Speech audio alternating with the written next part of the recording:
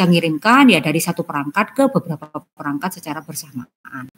Nah, ini sudah mulai berada di sini. Jadi yang awalnya itu fiturnya multi point, kemudian dikembangkan lagi, diperluas yang jaraknya itu awalnya 10 meter, sekarang bisa sampai dengan jarak yang lebih jauh lagi. Kemudian tahun 2011 nggak berubah lagi? Iya, mungkin tidak usah di slideshow, Bu. Oh ya sudah. Aduh, gawat. Gini. Iya, ini baru bisa. Kenapa mungkin ya? Mungkin karena Bu Mega share window, makanya kalau di slideshow. Oh ya, coba. Oke. 5 kali dapat piring ini ya. Oke, lanjut ya, sebentar.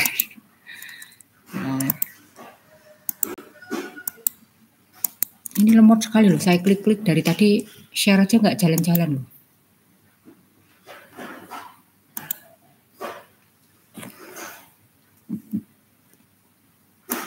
Bentar, ini sudah saya klik loh. Ini karena ininya, oh oke, astagfirullah.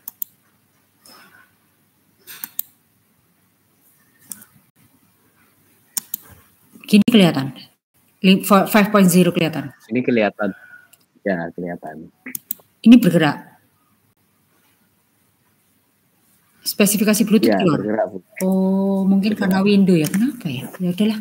Iya. Ya oke, lanjutannya berikutnya ya. Jadi intinya kan isu utama dari Bluetooth itu kan dia cuma ini gitu loh. Rentangnya yang cuma sangat ini ya, nggak terlalu jauh gitu ya. Kemudian berikutnya perkembangannya ada versi 5.0 tahun 2016 ya. Jadi dia itu meningkatkan jangkauannya ya bisa sampai dengan 240 meter hingga 40 kilo. 40 meter di dalam ruangan kan gitu ya. Jadi kalau 240 meter ini dia itu kalau loss atau line of sight artinya sama sekali tidak ada halangan gitu ya Mas Mbak. Jadi kalau tidak ada halangan ya maka dia bisa mencapai jarak maksimal sampai dengan 240 meter. Tapi kalau dia itu indoor maka dia itu 40 meter. Artinya apa? Kalau case-nya indoor banyak faktor ya, karena kalau yang namanya sinyal ya di dalam sebuah ruangan gitu ya, mungkin ada penghalang meja, lemari atau apapun itu ya sehingga dia bisa enggak sampai ya jarak jangkauannya hingga ini. Namun di sini dikatakan bahwa pada versi 5.0 ya dia itu 240 meter kalau dia itu loss, kalau 40 meter itu di dalam indoor ya. Tapi ya itu jangkauannya jauh, yang menjadi masalah adalah kecepatan datanya dia itu lebih rendah gitu ya. Nah, namun pada rentang yang lebih dekat ya dia itu mampu menggandakan kecepatan hingga 2 Mbps. Jadi balik lagi ya, karena itu kalau cerita wireless ya teorinya itu dia jangkauannya bisa segini nih, kecepatannya bisa tinggi. Tapi balik lagi banyak faktor, kalau sinyalnya jelek karena ada faktor noise ya dan lain sebagainya, maka tidak bisa maksimal untuk mendapatkan baik itu kecepatan datanya maupun jarak jangkauannya. Oke, spesifikasi Bluetooth ya. Jadi kalau kita cerita tentang spesifikasi Bluetooth ya, Bluetooth ini salah satu dari 2 jenis frekuensi ya, split spectrum ya yang digunakan untuk kebutuhan wireless. Kemudian kita bisa menggunakannya teknologinya itu dia itu spesifikasinya pakai hopping ya biasanya ya, frekuensi hopping atau MHSS ya. Kita tahu bahwa split spectrum itu apa? Nah, Anda kan anak Telkom ya rata-rata, jadi mestinya Anda sudah familiar sebelumnya. Jadi kita tahu bahwa split spectrum itu apa? Split spectrum itu kan teknik yang menggunakan bandwidth yang jauh lebih besar gitu ya dalam mentransmisikan informasi daripada yang akan menempati dari sebagian kecil bandwidth yang digunakan. Tujuannya apa ya? Jadi kalau FHSS itu kan frekuensi hopping split spectrum ya. Kalau DSS itu kan direct sequence split spectrum. Jadi ini sama-sama 2 teknik split spectrum. Perbedaan utamanya adalah ya bagaimana mereka itu menyebarkan data ke bandwidth yang lebih luas gitu aja. Jadi kalau FHSS itu dia memanfaatkan frekuensi hopping, sedangkan direct split spectrum itu dia memanfaatkan pseudo noise gitu ya untuk memodifikasi fase sinyal. Nah, ini yang digunakan di dalam Bluetooth. Kemudian di dalam pemodelannya ya protokol Bluetooth ini pakai kombinasi antara circuit switch dan packet switch. Artinya apa? Bahwa di dalam komunikasinya dia menggunakan konsep dari circuit switch. Circuit switch itu apa? Circuit switch itu adalah Kita tahu bahwa di dalam circuit switch itu dia adalah mekanismenya satu user dipakai oleh satu jalur gitu ya, satu jalur hanya dipakai oleh satu user. Itu konsepnya adalah circuit switch. Jadi di dalam signalingnya dia menggunakan circuit switch. Ada mekanisme setup untuk memastikan bahwa signalingnya antara perangkatnya itu sudah benar-benar terkoneksi gitu. Dipastikan jalurnya benar-benar ada. Kemudian juga ada mekanisme paket switching. Jadi kalau paket switching itu dalam implementasinya salah satunya di VoIP misalnya satu jalur bisa dipakai oleh beberapa user sekaligus. Itu dipakai di dalam pengiriman datanya. Jadi dalam bentuk paket-paket data dia bisa nyebar ke beberapa jalur gitu ya. Nyampe di sisi penerima baru dia di-arrange ya paketnya disusun kembali untuk kembali menjadi informasi yang dikirimkan. Jadi protokol Bluetooth pakai dua itu tadi, kombinasi antara circuit switching dan paket switching. Jadi kalau circuit switchingnya dia digunakan untuk signalingnya gitu ya, memastikan bahwa ada, makanya kan ada pairing gitu ya kalau di dalam Bluetooth, memastikan signalingnya berjalan dengan baik. Dalam pengiriman datanya dia melakukan kombinasi dari paket switch gitu ya. Kemudian komunikasinya ya, komunikasi itu ada yang point to point, ada yang multi point. Seperti tadi yang sudah saya terangkan, bahwa kalau point to point itu antar perangkatnya. Perangkat satu saling berkomunikasi dengan perangkat satu lagi. Berarti point to point gitu ya. Kalau point to point, maka satu perangkat dia berkomunikasi dengan beberapa perangkat sekaligus. Itu point to multi point. Kemudian layanannya apa saja? Kalau kita pakai Bluetooth, transfer file ya, transfer gambar kan gitu ya. Tadi karena juga bisa digunakan untuk internet, dia bisa LAN akses ya, pakai headset audio headset itu ya. Anda kan juga bisa pakai Bluetooth. Jadi banyak layanannya. Kemudian sistem utamanya Bluetooth itu apa? Jadi kalau misalnya ini ada radio transceiver ya, ada baseband link management ya, di mana di dalamnya itu ada kontrol. Kemudian di dalam baseband, nah baseband itu isinya apa? Ada prosesor core-nya ya, kemudian ada SRAM, UART, PCM, USB interface ya, kemudian ada flash dan juga ada voice code ya. Kemudian fungsionalnya ya, kalau baseband link control ini menghubungkan perangkat keras audionya ke baseband processingnya. Jadi baseband processingnya ini ya, prosesor core dan lain sebagainya. Ada link manager untuk melakukan aktivitas protokol tingkat tinggi ya. Contohnya apa? Melakukan link setup. Jadi tadi yang saya bilang ya, circuit switch link setup. Dipastikan linknya itu tersetup. Artinya apa ya, di tersetup artinya saling terkoneksi gitu. Linknya terkoneksi baru kan komunikasi bisa dilakukan gitu ya. Kemudian ada autentikasi ya untuk memastikan usernya adalah user yang sah, kemudian dan juga ada konfigurasinya. Nah, ini adalah diagram blok fungsionalnya ya. Jadi di sini ada baseband link management control ya, di mana di sini ada prosesor core, kemudian UART, kemudian ada SRAM atau memorinya ya.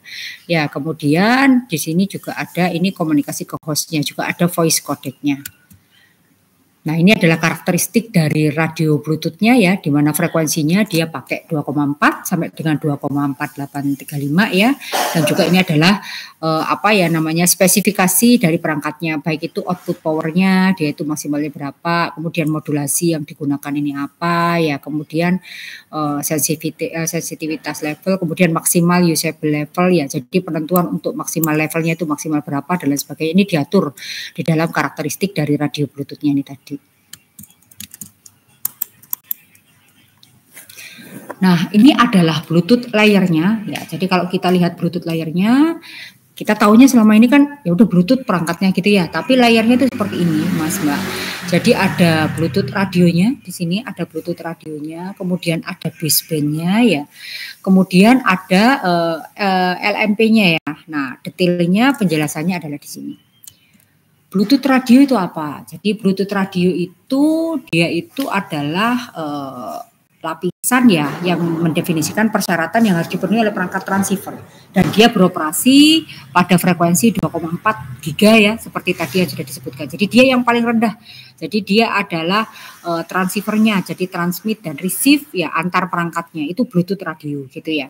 Kemudian ada baseband. Baseband ini digunakan untuk apa? Jadi baseband ini lapisan yang memungkinkan hubungan antara radio frekuensi antara beberapa unit Bluetooth ya. Jadi kalau ada beberapa Bluetooth, beberapa perangkat yang dilengkapi dengan Bluetooth gitu ya, mereka saling berkomunikasi membentuk yang namanya Piconet. Jadi Piconet ini apa ya? Piconet ini misalnya ya, kita punya Piconet itu berarti ada misalnya ada apa namanya, ada cordless telepon, ya kemudian ada printer, kemudian ada laptop, mereka saling berkomunikasi gitu ya, membentuk sebuah jaringan yang namanya Piconet gitu ya. Jadi Piconet ini piranti yang menghubungkan pada jaringan. Kemudian 2 sampai dengan 8 komputer ya bisa digabungkan dalam sebuah Piconet. Artinya satu Piconet itu ada kurang lebih 2 sampai dengan 8 komputer. Kemudian di dalam 8 komputer itu ada satu yang berfungsi sebagai master dan lainnya itu berfungsi sebagai slave. Gitu ya. Nah, kemudian sistem radiofrekuensi dari Bluetooth ini menggunakan frekuensi hopping atau FHSS split spectrum ya, yang mengirimkan data dalam bentuk paket pada time slot. Nah, makanya tadi dikatakan bahwa dia itu pakai kombinasi antara circuit switching dan paket switching. Jadi dia itu dijadikan dalam bentuk paket-paket. Jadi dalam bentuk paket-paket pada time slot. Time slot itu artinya bahwa dia dikirimkan ya mengikuti time slot tertentu gitu ya. Dalam time slot tertentu. Artinya dia berbasis waktu. Jadi dalam satu bandwidth dipecahkan dalam bentuk beberapa time slot, kemudian pengirimannya dalam bentuk paket. Nah, dalam frekuensi yang sudah ditentukan. Artinya memang kombinasi antara circuit switching dan paket switching. Kemudian LMP ya, jadi di atasnya dari baseband tadi kalau dari gambarnya itu adalah link manager protokol.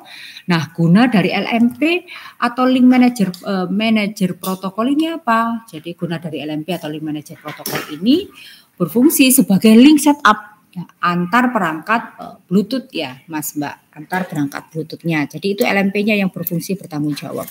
Ini Anda lihat bahwa di sini ada Piconet 1, ada Piconet 2, ada Piconet 3. Artinya bahwa di sini ada master dan di sini ada slave-nya gitu ya. Nah, yang berfungsi untuk melakukan link setup antar perangkat-perangkat ini tadi itu adalah LMP di dalam perangkat Bluetooth-nya itu tadi. Jadi link setup itu seperti apa? Ya, link setup itu adalah komunikasi gitu ya, setup antar perangkatnya, kemudian di mana di dalamnya juga ada aspek security, contohnya autentikasi, memastikan bahwa memastikan bahwa dia itu adalah usernya ya yang digunakan untuk komunikasi gitu ya. Jadi ada autentikasi dan juga ada enkripsinya. Jadi digunakan untuk penukaran, pemeriksaan ukuran paket dari lapisan baseband. Jadi ini nanti antar perangkatnya ini tadi ya sebelum komunikasi itu dilakukan berarti kan ada link setup ya. Nah, link setupnya itu yang bertugas atau bertanggung jawab itu adalah link manager protokol di mana dia itu berada di layer di atasnya dari baseband. Jadi kalau baseband itu dia itu RF-nya ya, memungkinkan hubungan RF-nya terjadi antar beberapa perangkat dalam satu Piconet gitu ya. Kalau dia itu LMP, dia itu link setup-nya. Nah, itu LMP, link manager protokol ya, antar perangkatnya di dalam beberapa Piconet. Oke. Perangkat maksimum ya yang dapat dihubungkan secara bersamaan itu adalah 7 ya, 2 sampai 8, satunya master, yang lainnya slave gitu ya. Kemudian jarak jangkauannya hingga 10 meter ya, tergantung dari jenis atau tipe Bluetooth-nya, ada yang lebih gitu ya, tapi kurang lebih biasanya memang hanya 10 meter karena memang Bluetooth itu dipakai untuk komunikasi di dalam ruangan ya biasanya ya. Kemudian teknik penyebarannya dia itu pakai FHSS ya, jaringan Bluetooth disebut dengan Piconet dan kumpulan Piconet itu kita sebut dengan scatternet ya. Detailnya kita lihat di sini. Nah, ini tadi ya Piconet ya. M ini adalah master, S ini adalah slave-nya gitu ya. Piconet 2 ini adalah master, yang di sini adalah slave-nya. Gabungan beberapa Pico itu kita sebut sebagai scatternet. Oke. Ini ya, jadi Piconet ini adalah ada satu node utama kita sebut sebagai master dan 7 node sekunder yang aktif kita sebut sebagai slave gitu ya. Jadi kita dapat mengatakan ada total 8 node yang aktif 2 sampai 8 ya yang berada pada jarak kurang lebih 10 meter. Kemudian bisa dilihat komunikasi antara node primer dan sekunder dapat bersifat satu-satu atau satu ke banyak. Jadi dari master ini ya dia itu bisa langsung komunikasi dari satu master ini dari satu ya. Dari satu master ini masuk ke satu slave ya, atau bisa juga dari satu master ini mereka berkomunikasi langsung dengan beberapa slave gitu ya, dengan beberapa slave ya. Kemudian komunikasinya itu semuanya lewat master, ya. Slave-nya ini tidak bisa langsung komunikasi antar slave-nya begini, tapi lewat master. Jadi kalau komunikasinya bisa beberapa user sekaligus, ya beberapa slave sekaligus, ya maka semuanya melewati masternya, tidak antara slave satu ke slave yang lain. Gitu konsepnya di dalam Piconet itu tadi ya. Kemudian ada juga yang dia itu apa ya namanya ya, dia itu ada sekitar 255 node yang parkir. Artinya ada beberapa perangkat, karena ini wireless ya. Kalau wireless itu kan beberapa perangkat itu semuanya bisa menerima sebenarnya, tapi yang bisa aktif atau ikut berpartisipasi dalam satu Pico itu hanya 8. Jadi kalau lebih maka statusnya itu parkir atau standby gitu. Nah, mereka bisa aktif partisipasi kalau dia itu diaktifkan gitu. Oke ya. Kemudian berikutnya adalah ini nggak bisa diklik kanan loh, saya geser guys, apa-apa ya.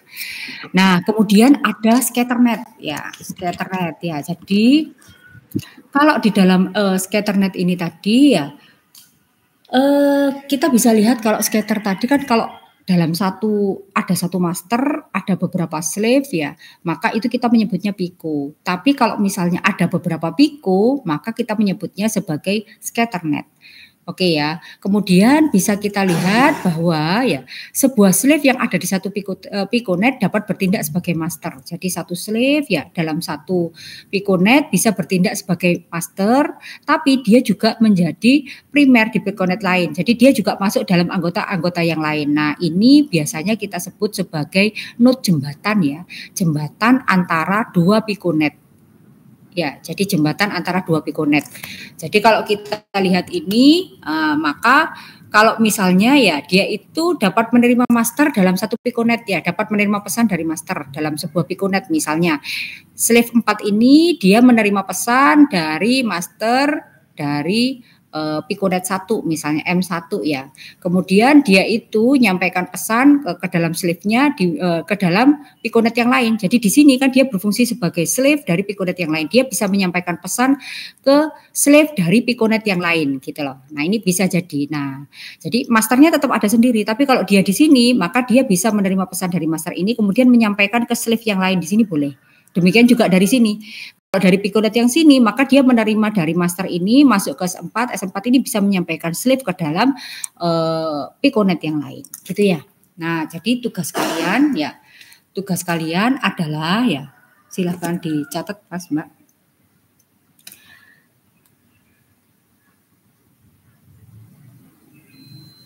Oke, jadi yang pertama, jadi kita minggu depan tetap kuliah seperti biasa, tapi sebelum kita kuliah, Anda nanti bertugas untuk mempresentasikan ya.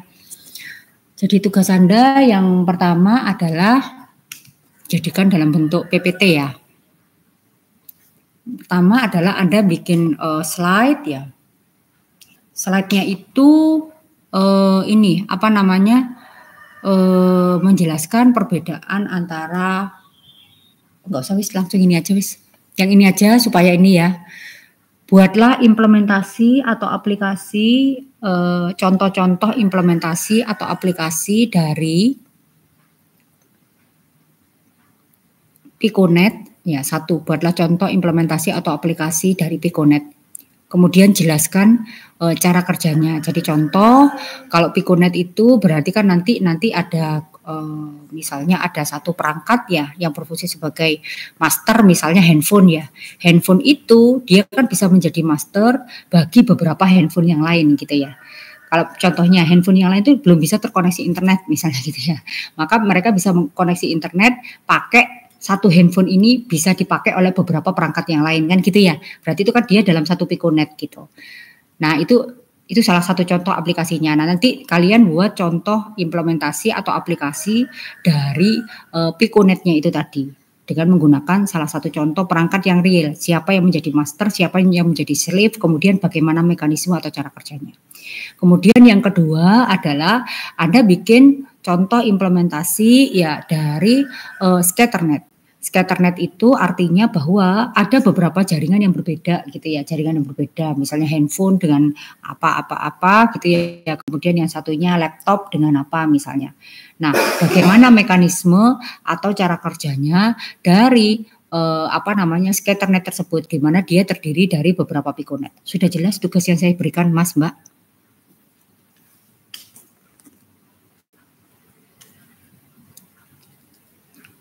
Permisi Bu, izin bertanya.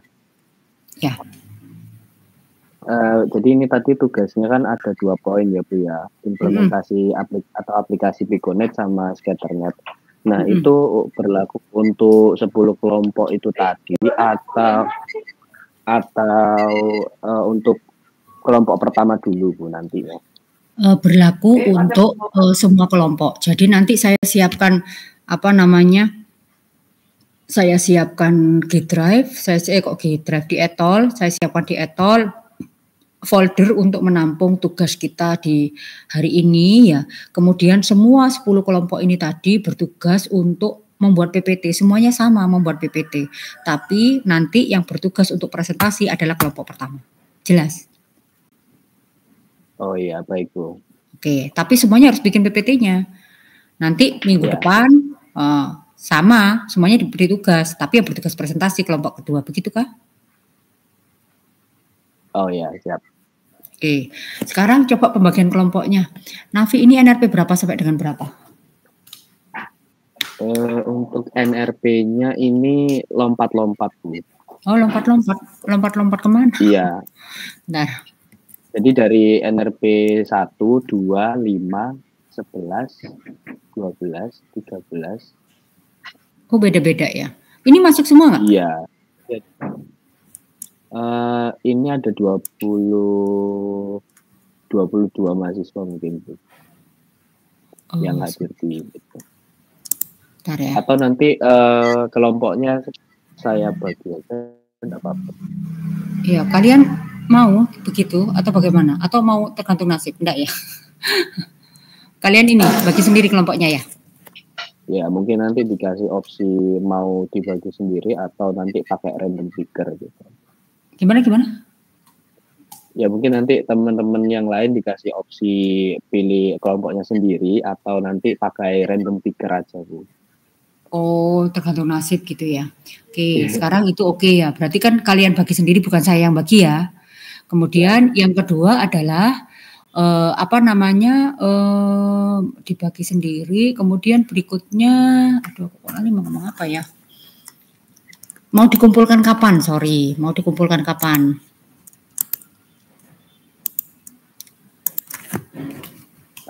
Mungkin saran deadline-nya sebelum perkuliahan minggu depan aja bagaimana? Oke, saya langsung buat ya minggu depan itu kita buat tiap Sabtu aja ya, kayaknya lebih free saya kalau Sabtu, nggak apa-apa ya? Mungkin nggak apa-apa Bu, karena konfirmasi. Karena Pak Widi gitu loh, maksud saya Pak Widi free, saya langsung masuk gitu loh. Oh iya. Berarti saya buat tanggal 13 September gimana? Hari Jumat. Jamnya jam berapa Bu?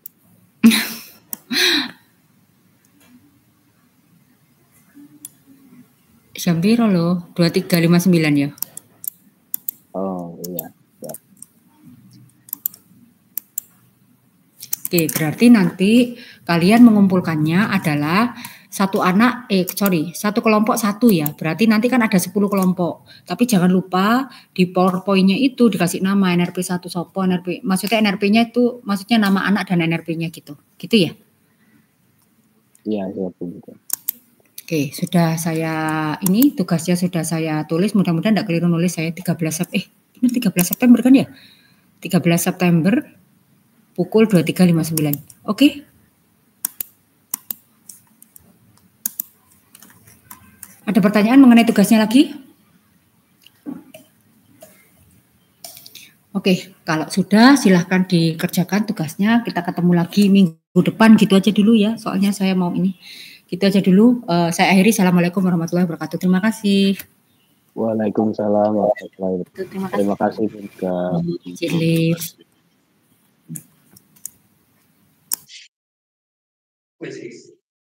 Nice.